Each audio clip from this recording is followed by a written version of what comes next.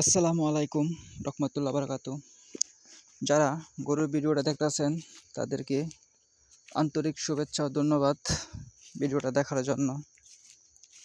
আসলে গ্রামের মানুষ তাদের গরু লালন পালন করার ধরনই আলাদা। দেখেন বাছুরে দুধ খাচ্ছে, আসলে গাভী থেকে দুধ পানানো হয় না, শুধু বাছুরে খাওয়ানো হয়। সকালে বাছুরে দুধ খায়, দুপুরে খায়, আবার রাত্রে 3 বেলা দুধ খাওয়ানো হয় বাছুরকে।